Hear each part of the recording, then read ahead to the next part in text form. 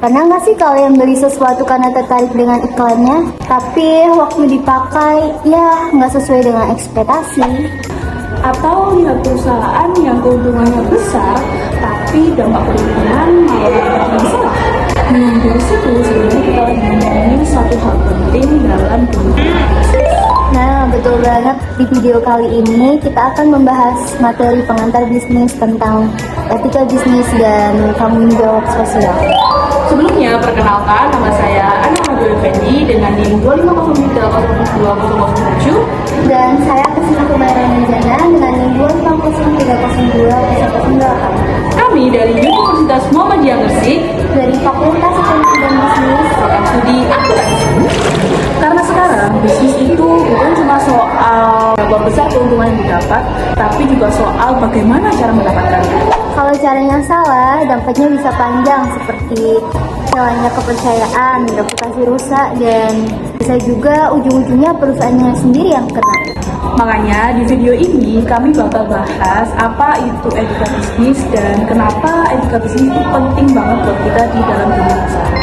Dan juga bagaimana seharusnya perusahaan bertanggung jawab secara sosial lewat konsep Corporate Social Responsibility atau CSR. Tenang aja, penyampaiannya bakal kami buat santai dan mudah dipahami dengan bantuan slide jelas. Supaya materinya nggak cuma masuk di kepala, tetapi juga relevan di kehidupan kita sehari-hari. Oke, tanpa berlama-lama lagi, Kita akan masuk ke materi yang pertama.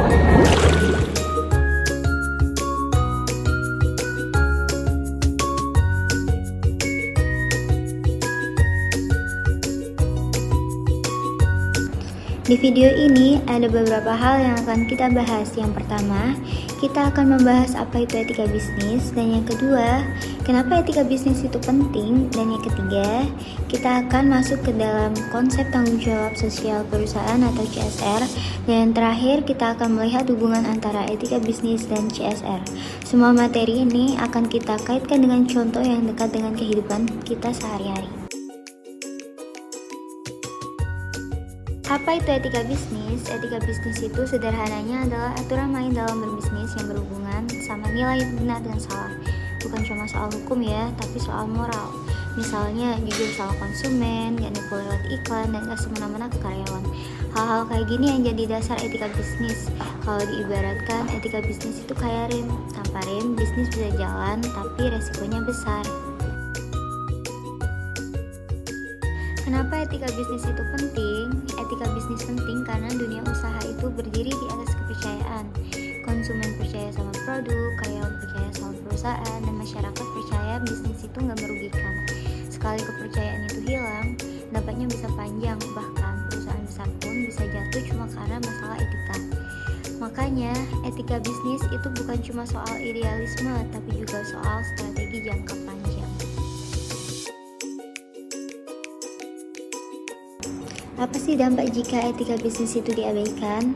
Ketika etika bisnis diabaikan, ada banyak dampak negatif yang bisa muncul, mulai dari hilangnya kepercayaan konsumen, turunnya reputasi perusahaan, munculnya masalah hukum, hingga kebangkrutan.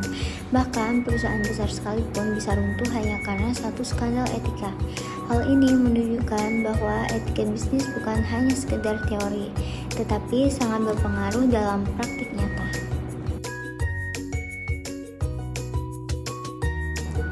Dalam etika bisnis ada 3 prinsip utama yang menjadi dasar agar usaha bisa berjalan sehat dan dipercaya, yaitu kejujuran, tanggung jawab, dan transparansi. Yang pertama yaitu kejujuran, yang berarti perusahaan bersikap apa adanya dalam menjalankan bisnis. Produk atau jasa yang ditawarkan harus sesuai dengan kenyataan, tidak menipu konsumen, tidak memanipulasi harga, dan tidak memberikan informasi palsu. Dengan kejujuran, kepercayaan pelanggan bisa terbangun dan hubungan bisnis bisa bertahan lama. Yang kedua yaitu tanggung jawab. Berarti perusahaan menyadari bahwa kegiatan bisnisnya berdampak pada banyak pihak seperti karyawan, konsumen, masyarakat, dan lingkungan. Karena itu, perusahaan wajib memenuhi hak karyawan, menjaga kualitas produk, memenuhi aturan, serta peduli terhadap lingkungan dan sosial. Bisnis tidak hanya fokus pada keuntungan, tapi juga pada dampak yang ditimbulkan. Dan yang ketiga yaitu transparansi, berarti perusahaan terbuka dalam menyampaikan informasi yang penting dan relevan. Contohnya keterbukaan dalam laporan keuangan, sistem kerja, pengambilan keputusan, dan kebijakan perusahaan. Dengan transparansi, tidak ada hal yang disembunyikan sehingga dapat mencegah kecurigaan dan meningkatkan rasa percaya pada pihak internal maupun eksternal. Kegiatan prinsip ini saling berkaitan dan menjadi fondasi utama agar bisnis dapat berjalan secara adil, berkelanjutan, dan dipercaya oleh semua pihak. Etika bisnis bukan hanya konsep di atas kertas. Nilai kejujuran, tanggung jawab, dan transparansi perlu diterapkan secara nyata. Salah satu bentuk penerapannya adalah melalui tanggung jawab sosial perusahaan atau CSR yang menunjukkan kepedulian perusahaan terhadap masyarakat dan lingkungan. Nah, sampai di sini kita sudah membahas etika bisnis. Sekarang muncul pertanyaan lanjutan. Kalau perusahaan sudah punya etika, lalu bagaimana bentuk nyatanya dalam kehidupan sosial? Jawabannya ada pada konsep tanggung jawab sosial perusahaan atau yang disebut dengan CSR. Etika bisnis bukan hanya konsep di atas kertas. Nilai kejujuran, tanggung jawab, dan transparansi perlu diterapkan secara nyata. Salah satu bentuk penerapannya adalah melalui tanggung jawab sosial perusahaan atau CSR yang menunjukkan kepedulian perusahaan terhadap masyarakat dan lingkungan. Terus, apa sih tanggung jawab sosial CSR itu? Nah, tanggung jawab sosial perusahaan atau CSR adalah komitmen perusahaan untuk memberikan kontribusi positif kepada masyarakat dan lingkungan di sekitar mereka. Perusahaan tidak hanya fokus mencari keuntungan, tetapi juga memikirkan dampak jangka panjang dari aktivitas bisnisnya. Dengan kata lain, perusahaan bukan hanya entitas ekonomi, tetapi juga entitas sosial. CSR juga menjadi cara perusahaan untuk membangun hubungan yang baik dengan masyarakat sekitar melalui program-program yang berkelanjutan seperti pemberdayaan UMKM, penciptaan lapangan kerja, pelatihan keterampilan, dan pelestarian lingkungan. Perusahaan dapat ikut meningkatkan kualitas hidup masyarakat.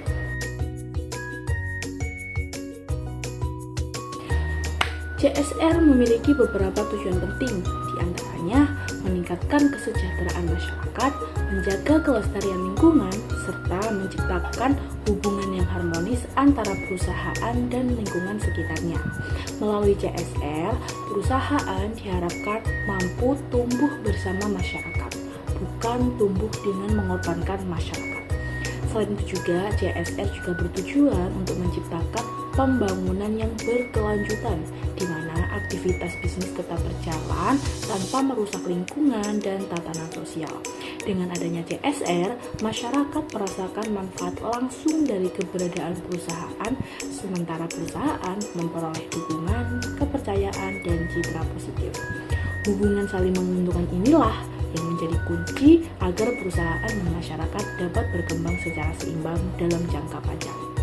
CSR juga berperan sebagai jembatan antara kepentingan bisnis dan kepentingan sosial. Melalui program CSR yang tepat sasaran, perusahaan dapat membantu mengurangi masalah sosial seperti pengangguran, kemiskinan, dan keterbatasan akses pendidikan atau keterampilan. Hal ini membuat keberadaan perusahaan tidak hanya dirasakan dari sisi ekonomi, tetapi juga dari sisi sosial. Pada akhirnya, CSR mendorong perusahaan untuk lebih peka terhadap kondisi sekitar dan bertindak secara etis. Ketika perusahaan mampu menjalankan bisnis dengan tanggung jawab sosial, maka tercipta hubungan yang saling percaya antara perusahaan, masyarakat, dan pemerintah yang akan mendukung keberlangsungan usaha dan menciptakan manfaat jangka panjang bagi semua pihak. Selanjutnya, ada beberapa bidang CSR dalam tanggung jawab sosial perusahaan. Yang pertama, ada bidang ketenagakerjaan. Bidang ini berkaitan dengan upaya perusahaan dalam menciptakan dan meningkatkan kualitas tenaga kerja. Bentuk CSR-nya bisa berupa membuka lapangan kerja bagi masyarakat lokal, memberikan pelatihan keterampilan, menjamin keselamatan dan kesehatan kerja, serta memperlakukan karyawan secara adil. Tujuannya agar tenaga kerja menjadi lebih kompeten dan sejahtera. Yang kedua, ada bidang kesehatan.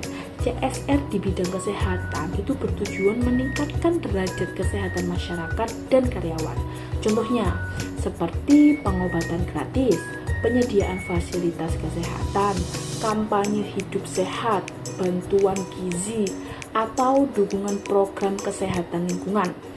Nah, dengan masyarakat yang sehat, produktivitas dan kualitas hidup juga akan meningkat.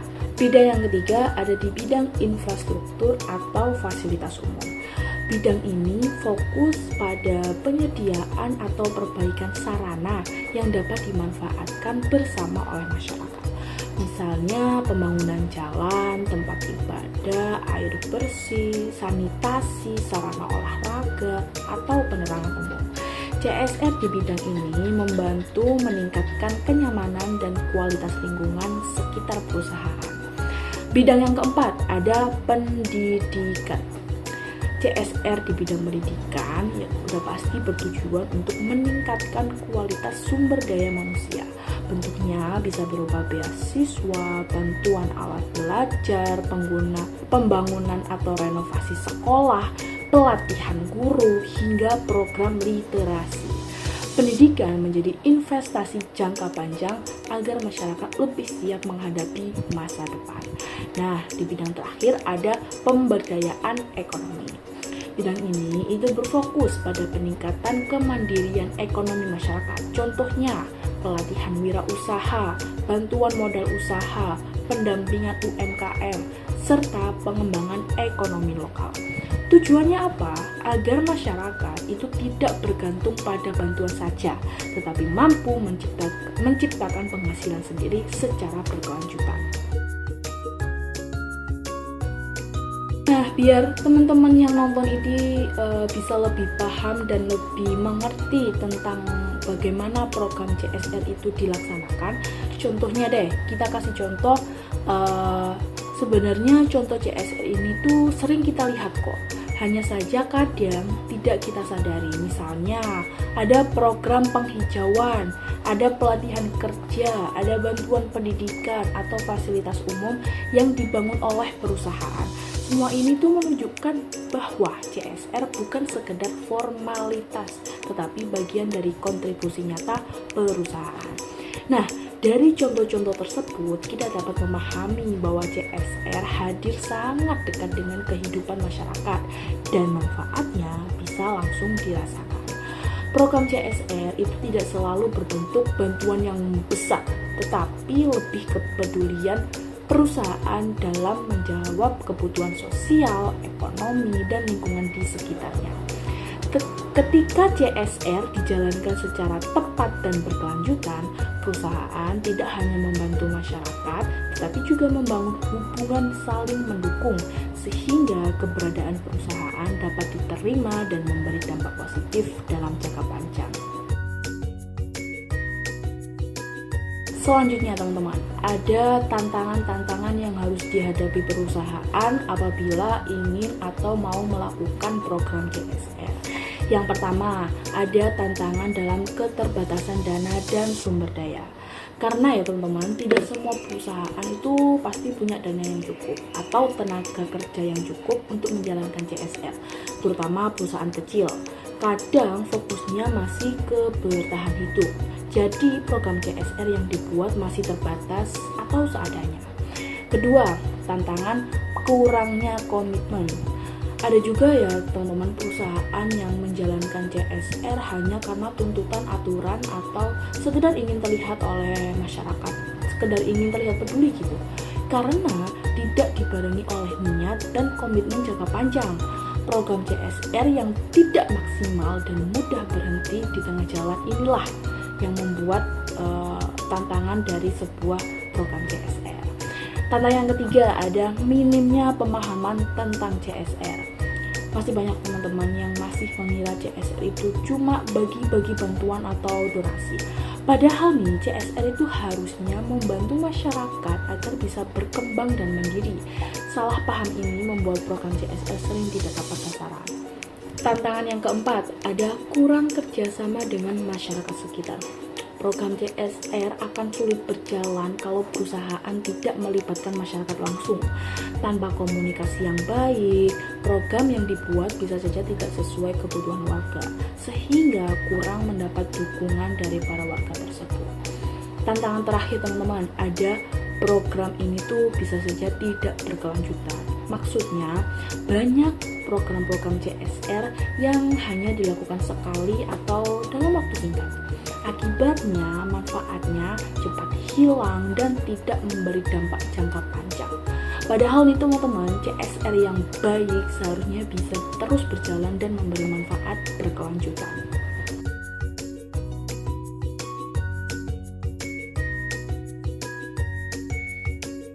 Nah, di samping banyaknya tantangan-tantangan dalam menjalankan program CSR, ada juga manfaat dari program CSR tersebut teman-teman.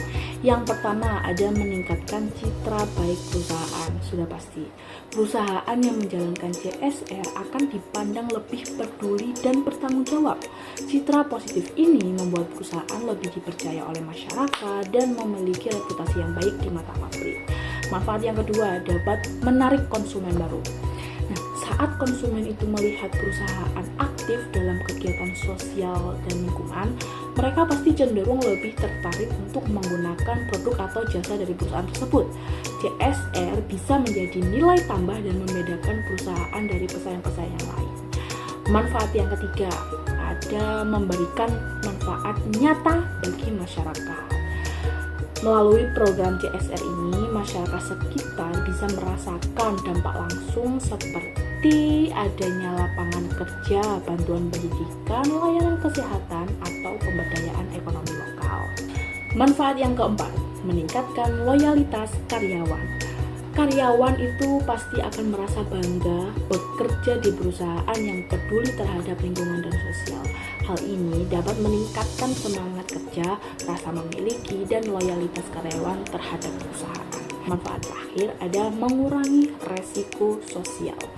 CSR membantu membangun hubungan yang baik antara perusahaan dan masyarakat. Dengan komunikasi dan kepedulian yang terjaga, potensi konflik sosial, penolakan, atau masalah lingkungan dapat diminimalkan.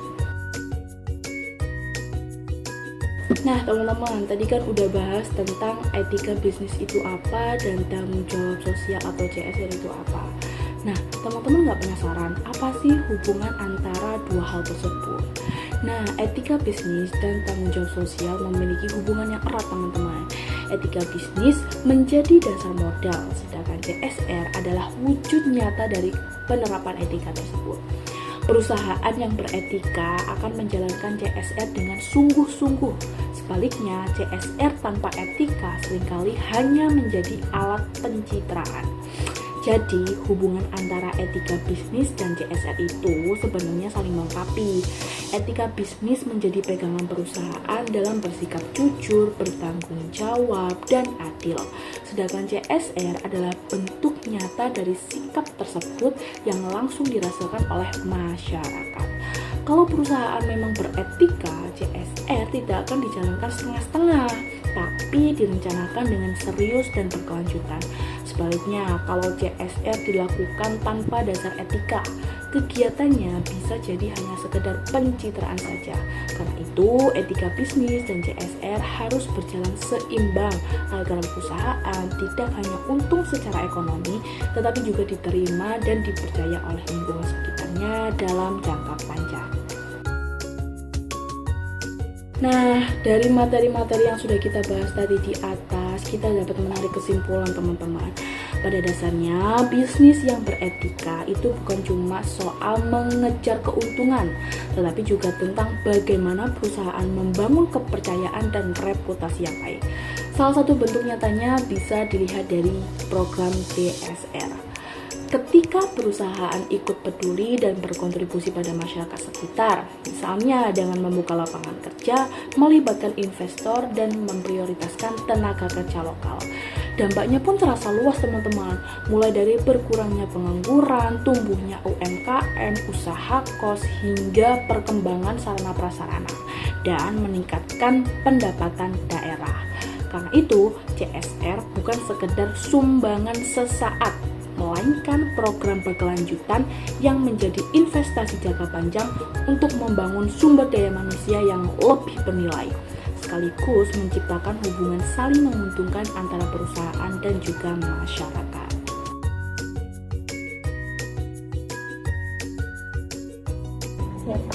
Sampai di bagian akhir video ini, kita bisa melihat bahwa etika bisnis dan tanggung jawab sosial bukan cuma konsep teori di buku, tapi juga yang benar-benar dekat dengan kehidupan kita sehari-hari.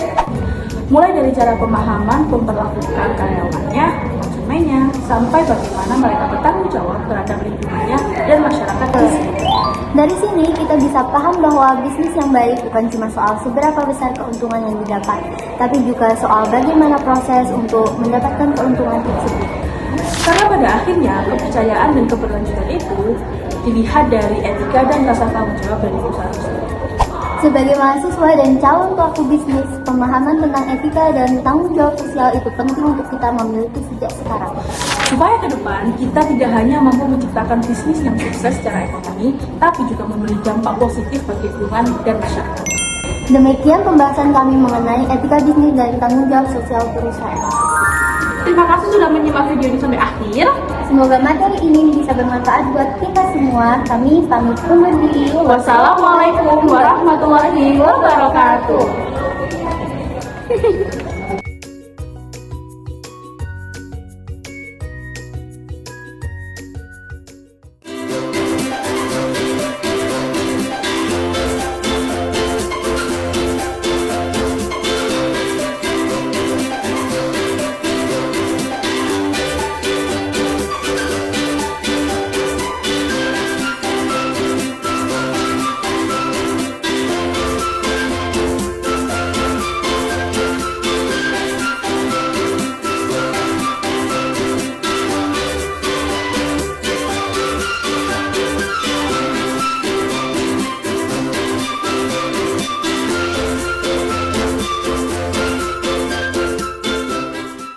Jadi pada hari ini PT Samudra Marine Indonesia bersama PT BAM, SGM, serta Buddha Seci telah melaksanakan program CSR. Mari kita lihat bagaimana keseruan dan kita akan tanya-tanya terkait rangkaian acara pada hari ini. Let's go.